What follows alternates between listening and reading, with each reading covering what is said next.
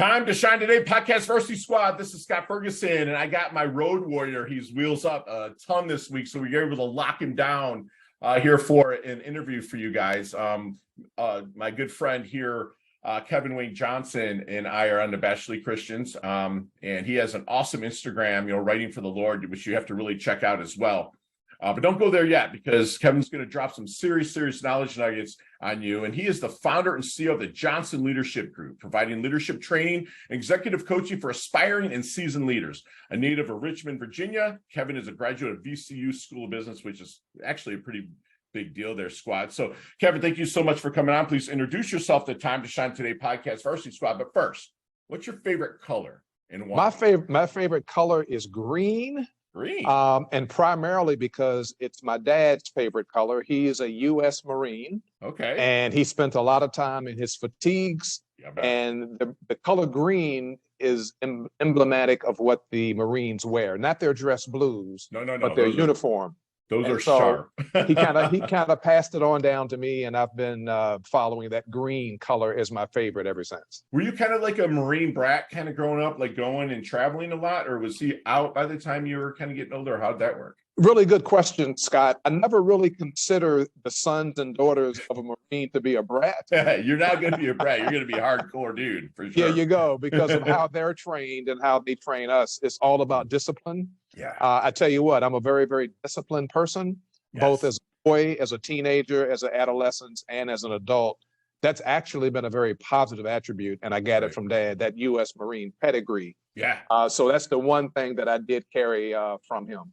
And I love it. And you're always squared away when in like any of your pictures, and even right now, you show up in a suit jacket, and sometimes you have the rocking the bow tie, right? You always have the sexy specs on. I mean, that it's great. You're so well, presented, and that's huge for leadership. So, like, I know that you run a fantastic leadership group. You're leveling up people, by inch, it's a cinch. Like starting smaller and getting to the masses, and really about living intentional with their life. Can I get to the roots of how you got to the point where you're at now? It's a combination really of two things. Number one, as I mentioned, I grew up under the leadership of a U.S. Marine. Okay. Under the leadership of a mom who had the wisdom to share with her son that a 34-year career with the federal government would be a good thing. Now, I did not see that as the desired outcome, but I saw it as an opportunity to be gainfully employed once I graduated from VCU. Because all of my professors told me in the School of Business that, Kevin, once you graduate, it's going to be a piece of cake to find a job. Well, new graduates learn very quickly it's not always that easy. Right. So I spent 34 years with the federal government as a mid-level and a senior level leader. And Scott, I learned a lot through observation and through experience. Okay. Now, I carry that forward. I meet this young lady. I fall in love, we get married, and from our union, we have 3 sons, back to back to back. All of my buddies, all of my life called me Fred McMurray, my 3 sons. They were all back to back to back, and they taught me a lot about leadership in the home, which then transcends into the community, into the workplace, into the church, social and civic organizations, and basically within our entire sphere of influence. So that's my journey. And that's why in this space and this season of life, for me, it's all about pouring into the next generation of leaders, because we believe at the Johnson Leadership Group that good leaders do indeed help to make the world a much better place. I thank you for saying that, pouring into the future, especially the future leaders, because my pro bono work I do at the Palm Beach County Jail on Sundays, and I help the short timers get their vision set for when they're released. But also, I'm trying to get 10 kids from high school, right? And I'm talking to them and passing on the leadership skills that I'm blessed, those giants that I've been able to stand on the shoulders of. And I just can't wait for that 4, 5, 6, 7 years down the road as they pour back into people. And that's, there you go. That's it. I love that. It's the simple concept. Each one teach one. Yes. So we're not here necessarily to try to conquer the world. There's over 8 billion people on the planet. Yeah. But there are people within our sphere of influence where we can make a difference. And it starts at home. Three sons, they're now 27, 26, and 25. Wow. And I've just told them, Scott, and for your listeners, that it's all about being a great husband and it's all about being a great father. That's Huge. And then everything else will follow. The doors will open because you're taking care of your responsibility. It's amazing. And again, I coach, and I've said it before, inch by inch, it's a cinch, right? By the yard, There you it's go. hard. And if you're raising children, you already got some of the hardest part out of the way for Yes, your own sir. leadership. And, Yep. and I love that. So then, Kevin, what do you feel makes a great coach or a leadership coach what you are? What do you feel makes someone great? I think it's a combination of two things. So there's an expectation, Scott, that when you and I show up, that there is some intelligence, there's some subject matter expertise, there's some intel because of the nature of who we are and the position that we're in. Oftentimes in the workplace, on the ball field, during the academic debate, at the family reunion, at your social and civic organizations, really wherever you are in the marketplace, when you show up with the title and with the position, there's an expectation that you know your stuff. So that's how you gain credibility. But guess what? Here's what we teach. It doesn't stop there. It only begins there. We now have to take what's in the mind and match it with what's in the heart. Ooh. And we have to treat people as if they are people and not just workers. You want people to perform at a high level. You want people to produce at a high level. Demonstrate to them that you give a care that they showed up. That is beautiful. And so that comes from the heart. From the heart comes what? Respect, value, care, honor, empathy, compassion. None of that is a representation of weakness. Right. It's showing that you're human. Right. And that you're genuine and authentic. And when it's all said and done, that's really what people are looking for. Sure. They expect us to know our stuff. Right. So being smart, being intelligent, having a high degree of acumen, you don't get a lot of credit for that because we expect that. Right. But what we do expect from a human perspective, this is part of human behavior, is that you demonstrate to me that you're going to do everything you can to provide resources, tools, training, so that I can be the best that I can be when I get to your level. So good. And that's the part that just level up, like what you said, level up. Yes, Time sir. to shine. This is how we shine. Right. When we pour into the lives of those that we are entrusted to lead. And I believe that because we spend so much time in this particular subject with these strategies and principles, people walk away wide-eyed. They didn't know what they didn't know. Right. And so it's making a difference. Right. And then getting them to put those reps in, to use a sports analogy, as well. And the way that like I've had it put on me by my mentors and stuff is I really use Ford, family, occupation, recreation, and dreams with everybody that especially during a coaching discovery, I want to know the Ford on each one of them. And I really encourage leaders to learn the Ford of their subordinates, of their team members, because the more you can know about that, the more you can relate, like you said, empathy and experience and whatnot. So let me ask you something then, Kevin. If you're maybe in a one-on-one with a prospect or a possible client, is there any secret sauce, if you don't mind sharing, that you help them find that initial blind spot? Yeah, it starts with a good conversation around how are you doing? That's how I always start out, Scott, with leaders, whether it's frontline, mid-level, or senior level, and men and women who actually aspire to be a leader. I start out by asking them that question: how are you doing? Right. Because oftentimes people don't take the time to ask. Right. And a bunch of us are walking around internalizing how we feel because we don't feel we have anybody that we can talk to. And that's why you see certain behaviors and mannerisms in people. It's not that they're bad people. Sure. They just have issues internally that haven't been dealt with. They haven't talked to anybody about it. So any coaching session, any leadership development session, any mentoring session, and as a matter of fact, when I'm standing before an audience and about to give a presentation, whether it's 300 people or 10,000 people, I'll just stop and I'll just ask, how are you doing? I love that you enunciate that you.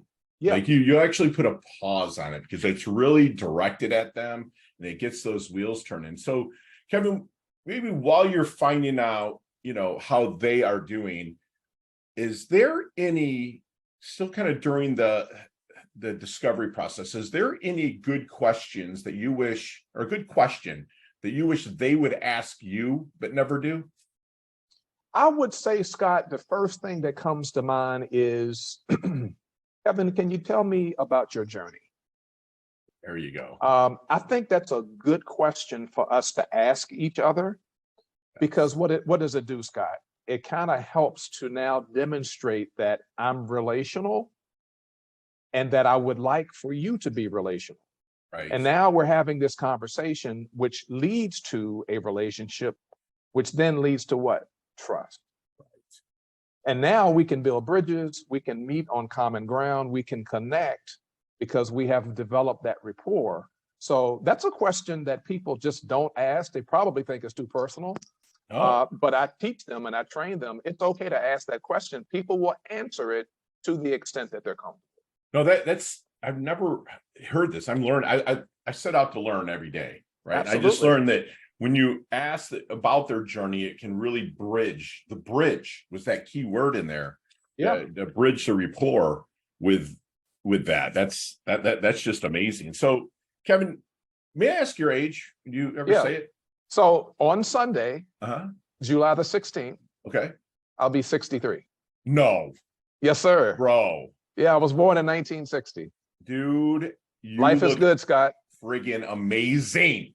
My gosh, this is Life Goal is Squad. If good. you're watching on Vimeo or YouTube, you gotta. I'm gonna be picking this guy's brain because I'm 51, and so I like to stay, keep myself, pretty well put together. But man, Kevin, you look fantastic, brother. Thank you, sir. Let's go back to the double deuce then. Let's get that DeLorean with Marty McFly, right? Mhm. Let's go back to the double deuce, the 22-year-old Kevin, which I guess would be like 82, 1980. It was just crazy. Yep. But is there anything knowledge nuggets so you might drop on him? Not to change anything, because 3 kids, beautiful wife, awesome upbringing, what you're doing now, don't change anything. But is there anything you might do to shorten the learning curve or blast through or level up maybe just a little quicker?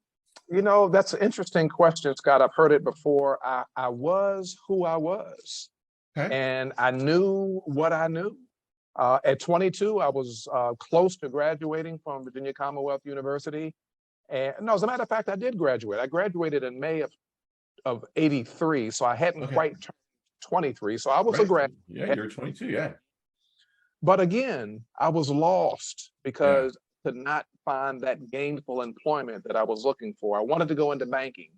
And I remember interviewing for the management training program, and I thought I would be a shoo-in, and I did not get the job. I was kind of devastated. Right. And it was a time in my life where I had broken up with my girlfriend. That was kind of lonely as well, and I didn't have money in my pocket. So it was a tough time for me at that time. I guess the best advice that I could give to a 22-year-old Kevin Wayne Johnson is to just hang tough and keep pressing. Yes. Right?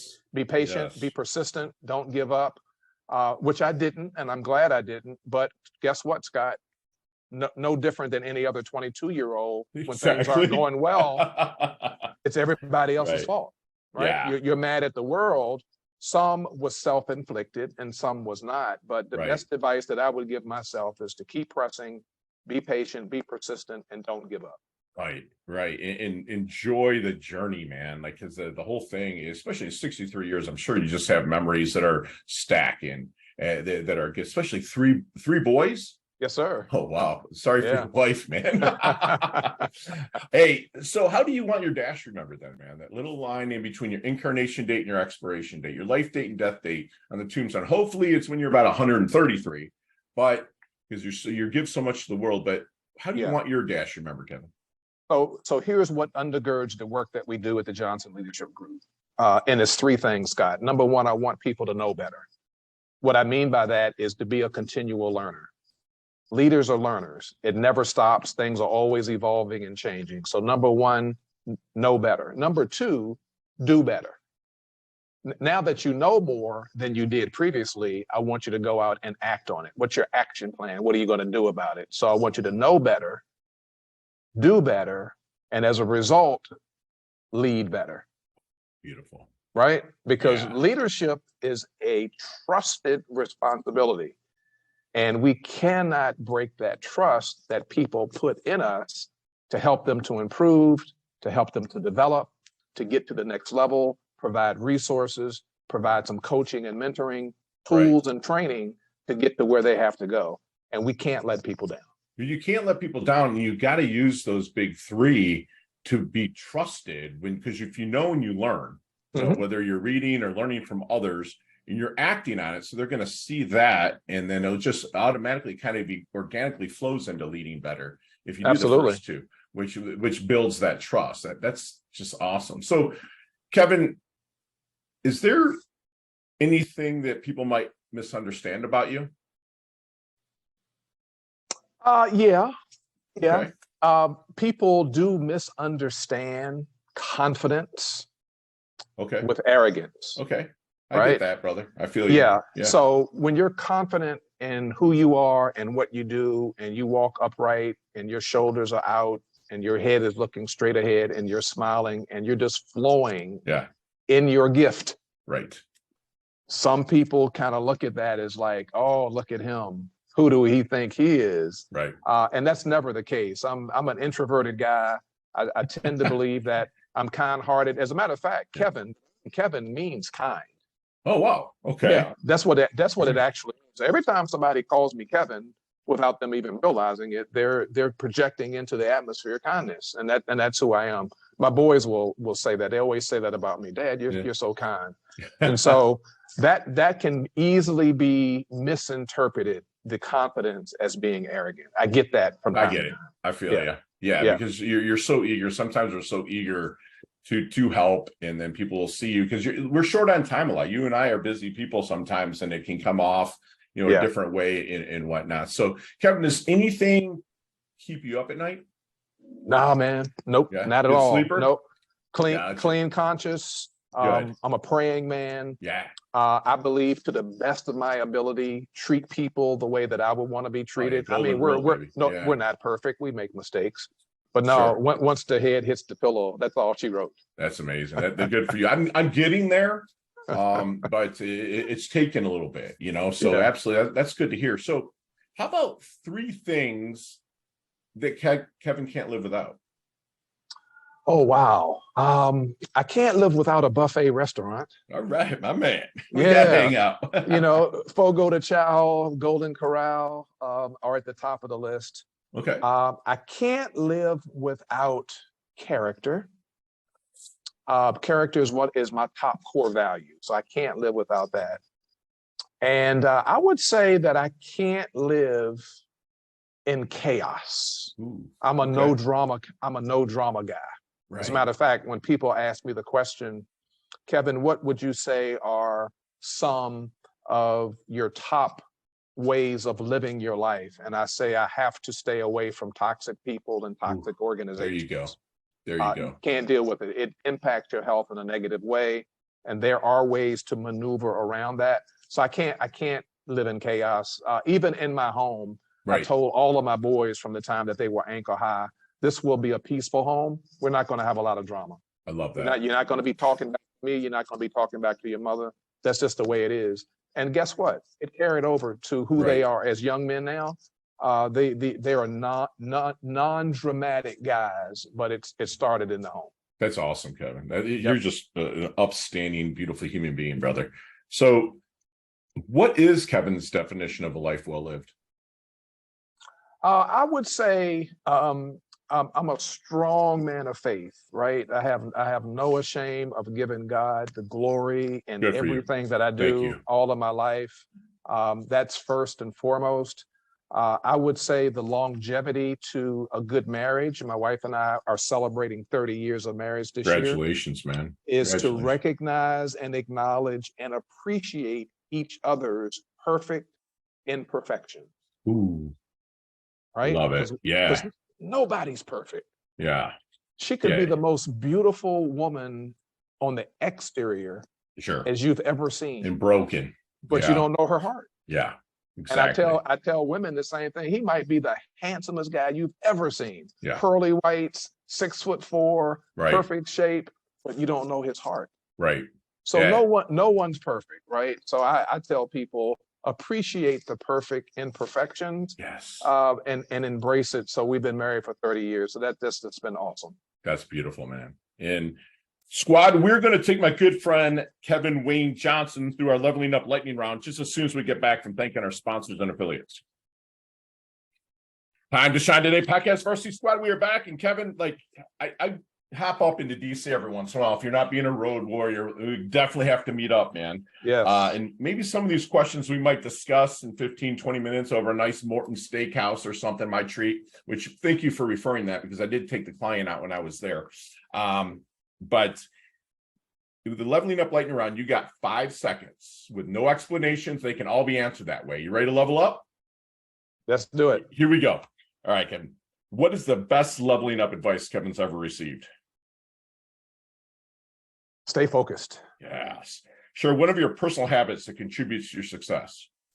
Discipline. Love it. You see me walking down the street, and man, Fergie looks like he's in his doldrums a little bit. Other than the good book, you know, the Bible, what book might you hand me to level me up, or one that's really kind of helped you with life? Understanding your potential by the late Dr. Pastor Miles Monroe. Put that in show notes, Ty. Thank you. Awesome. What's your most commonly used emoji, if any, when you text? Oh, smiling face, man. Love it. Nicknames growing up? KJ. AJ or K? Oh, KJ. That would make KJ. sense. Yeah, that would make sense.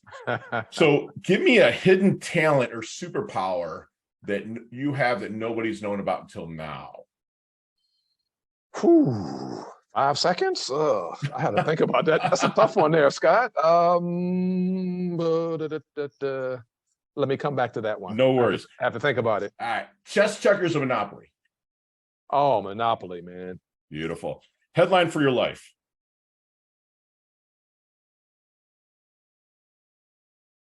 Kindness. Yes.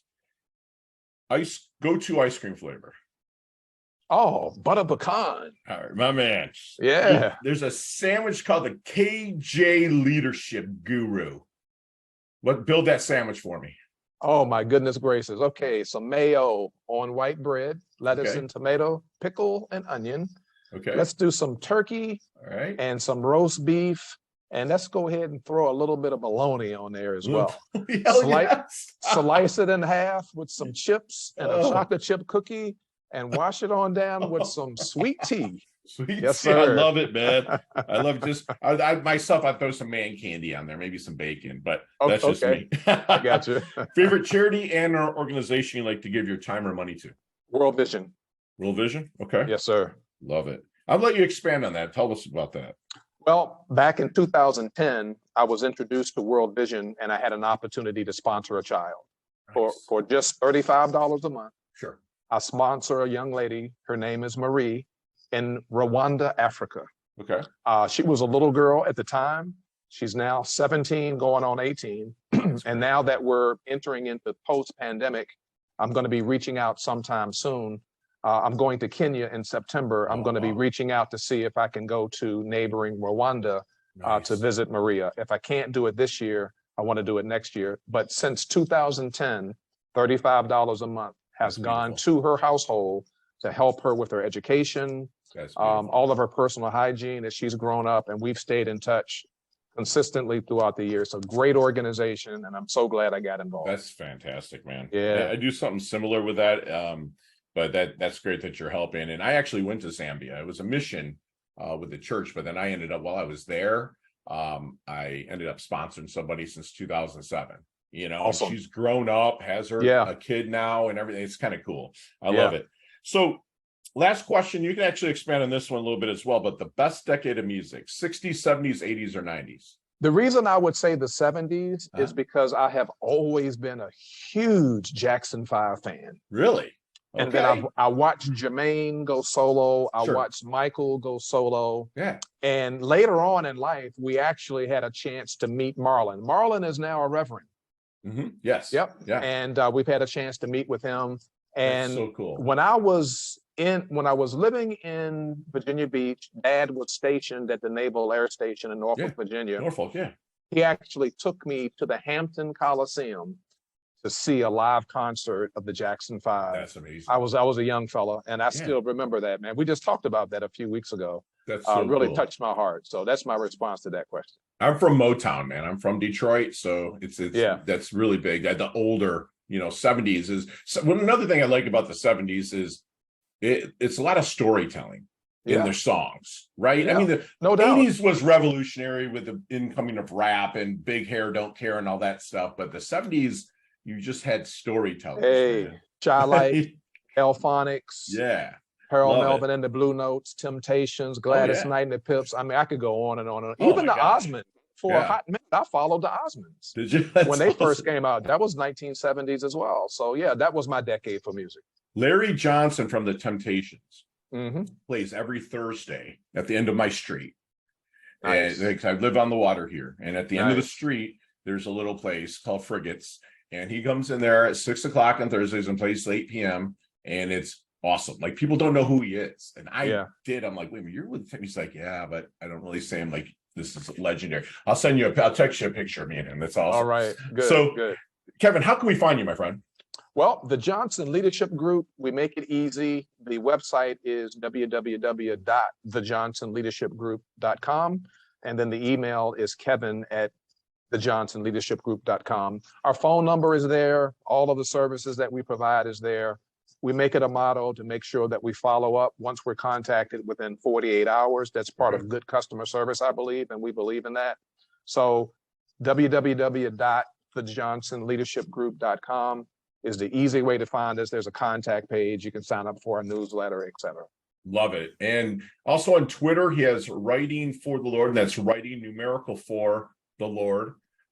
He's got Writing for the Lord on Instagram, but that's spelled out FOR, the Lord. And you have Twitter, I already mentioned that. And he's also LinkedIn, and also Kevin Wayne Johnson page on Facebook. And all of that will be in the show notes, squad. And Kevin, let me see, Leading Through Personal Relationships. Why haven't I read this book yet?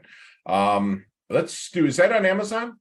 Absolutely. Okay, squad, what we're going to do is I'm going to do a book giveaway for the first person that puts world vision into anything. I don't care if it's Pinterest. I don't care if you text it to 561-440-3830.